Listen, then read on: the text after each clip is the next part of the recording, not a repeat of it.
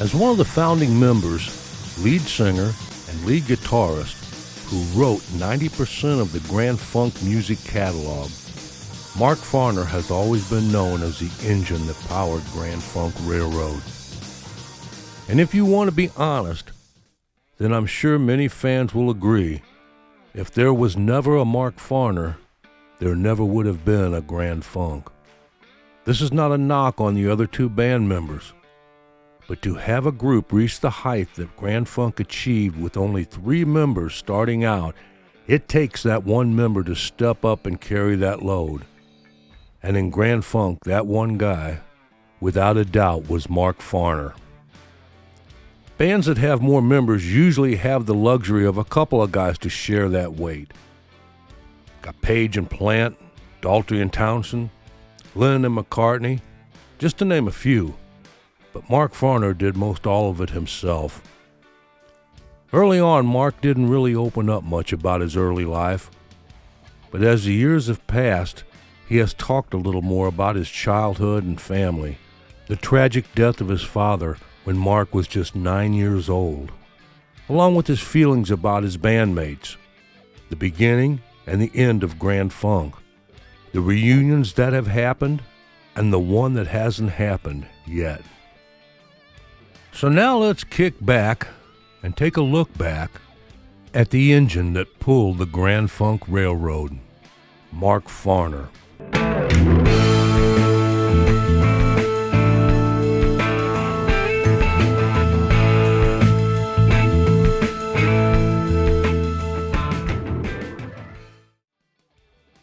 Mark Frederick Farner was born on September 29th, 1948 in Flint, Michigan. When asked about the band name Grand Funk Railroad, Mark explains about the Grand Trunk Western Railroad where they derived the name from. He said, "It goes from Canada through the U.S. to Flint, Michigan. And this is the same rail line, the same company where my dad was killed." His dad was a fireman for the city of Flint and also a World War II veteran where he drove tanks.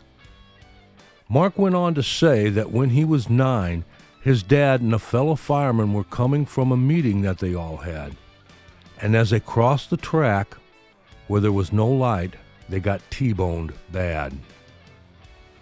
Mark's mother remarried, and he now has a total of 5 siblings, 3 from his father and 2 from his stepfather. Mark says he never looked at his younger 2 as half, he said. "I just looked at them as I love them." That's Mark's words. When he was around 15, Mark had hurt his knee playing football, and the doctor said it was best he leave football and track alone. So to help him get by, his mother rented a flat-top K guitar and got him 6 lessons. Mark says after that he just hung out and watched a lot of guitar-playing friends and picked up on how to play his guitar. Following, as Mark called it, getting laid off from high school during the fall of his senior year, after a physical confrontation with one of his teachers, Mark tried to go back to night school to finish up and get his diploma. But he said that night school interfered with his gigs, so that didn't work out for someone who was a musician. It was then, I think, that Mark had made up his mind as to what he wanted to be. So with his mother and stepfather's blessings, he gave up night school and started his training, which in time would make him one of the best frontmen in rock and roll history. Mark got a break when he was asked to join one of Flint's area's most popular bands, Terry Knight and the Pack, but not as a guitar player, but as a bass player. Seems Terry asked him if he could play bass, and Mark said sure, although he said he never played bass before but had some experience playing tuba in the school band and figured that would work. Then Mark caught on with a guy named Dick Wagner, who had a group called the Bossmen. Anyone who isn't familiar with Dick, a few years later he was the guitarist for Alice Cooper and was co-writer on quite a few of Cooper's top 10 hits, including Welcome to My Nightmare and Only Women Bleed. Dick has a long music history, worth a video of his own someday. But for now, let's get back to Mark. Mark gives Dick a lot of credit in getting him started and the confidence he needed to start writing songs and develop his guitar playing style. Mark says after that slap on the back and the boost from Dick, he sat up one night and wrote Heartbreaker. In 1968, Mark Farner and Don Brewer decided to form a new band of their own. They recruited bass player Mel Shocker and named themselves Grand Funk Railroad, and then got to work on their original songs and show. Although very leery of him, Mark agreed with Don to contact Terry Knight. He had landed a job at Capitol Records in New York, but he quickly accepted an invitation to become the trio's manager. After that, the trio was booked in for a successful performance at the Atlanta Pop Festival on July 4th, 1969, playing in front of way more than 100,000 fans. Mark says this about the '69 Pop Festival. It was July 4th when we did the Atlanta Pop Festival. There were people from every state in the country there. This was one of the first really big events where there were 160,000 people, and for us, it was an emotional high just to step up to the 15 steps going up to the stage to look out over the top of the stadium. We'd only been able to see the front lineup of the first few rows up until then, just peering out between the fence, and then to finally get to the vantage point of looking over, seeing the people. It was like, I'll never forget it. That was when it started. They didn't want us to leave the stage. It was after that the band landed a recording contract with Capitol Records and immediately began making its name by performing at several large pop festivals. Their first singles reached the charts, but Grand Funk soon proved its real strength in the album market.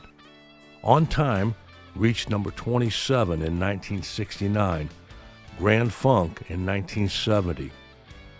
By the summer of that year, they had become a major concert attraction, and their albums routinely reached the top 10 for the next 4 years. In 1971, Mark Farner and the original Grand Funk Railroad set the record at New York's Shea Stadium. They sold out in 71 hours, surpassing the previous record set by the Beatles in 1966. Their record still stands today. Mark Farner's unmistakable voice and songwriting talent was the driving force behind the band's success in the early 1970s. They have 13 gold and 10 platinum records with record sales in excess of 25 million copies sold worldwide. After Grand Funk disbanded in 1977, Mark went on to a solo career. Then he reunited with Grand Funk Railroad and toured with them in 1981 through 1983. Mel Shocker was not a part of these tours by his own choice. They also did an album, Grand Funk Lives, in 1981. During the 1980s, though, Mark also toured with his own band, and from 1994 to 1995, he played with Ringo Starr's All-Stars, which included Randy Bachman, John Entwistle of The Who on bass, and Billy Preston on keyboards. Then in the late 1990s, he again reunited with Grand Funk for a few tour gigs, and it was then the problems with the band started. Here is what Mark had to say about how the issues with the Grand Funk name and what came down. It was egos, and it's like getting a divorce. Fans don't realize what's going on in the inner circle, and I don't think they should. But I think the fans deserve, because Don is still alive, Mel's still alive, and I'm still alive. The fans deserve to see the real Grand Funk before we all croak. It was during that reunion when the guillotine came down and the whole corporate pressure came on me.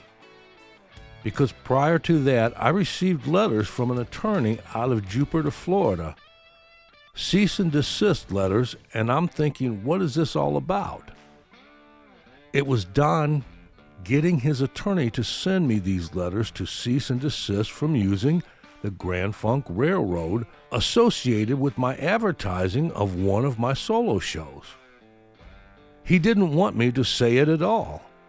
And I asked my attorney, what is this? And he said, throw it in the wastebasket. He said there is no teeth in this. They don't have the right to do this because there's case law and you are a third owner of that trademark, and each one of you can use the trademark. But I kept getting these letters, and I never responded. Then we did this reunion tour, and Don came to me one night in the hotel room after a gig, and we partied and we're all friends. And he comes to me and says, we all need to sign our ownership in the trademark into the corporation, where it will have some protection umbrella or something like that, and I didn't see it coming. I thought he was my friend. At that time, he had me convinced he was my friend. Then he said, I got the papers up in my room. Then I thought, wow, he just happened to have those papers up in his room? But I didn't put two and two together until I'd already signed my 1/3 of the ownership into the corporation. So to make a long story short, in a corporation of 3, it left Mark on the short end of the stick when it came to voting. Mark does go on to say that he holds no grudges. Deep down, I believe that Mark Farner is a decent human being. Maybe a little too decent and trusting for this world. One thing I do know is that he is one very talented musician with a boatload of charisma. As a fan, I know that I would pay big money to see Mark, Don, and Mel again. Even at their advanced age, I'm sure there's still some of the magic there. And from everything Mark has said over the years up to last year, he would do it. Why on earth Don and Mel won't is beyond me. They are one of the very few rock groups from the 70s with all the original members still alive and playing. I really think they could sell out some venues for big money if they did it. Don and Mel's Grand Funk thing they have going is okay for them, I guess. As far as me, I wouldn't pay much to see them. But you put them up there with just Mark, Don, and Mel, and I would break into my savings account to see them one last time. One more thing here. Ask about Grand Funk and the Rock and Roll Hall of Fame. Mark only said that they don't have brown stains around their mouth is why they aren't in. And on that note, I need to end this video here. You can check out Mark's website at markfarner.com. Thanks for sticking around. Any of you out there who has ever seen a Grand Funk concert, I would sure like to hear about it. That was a great era for rock and roll. Please like and subscribe. I'd really appreciate that. Thanks for watching.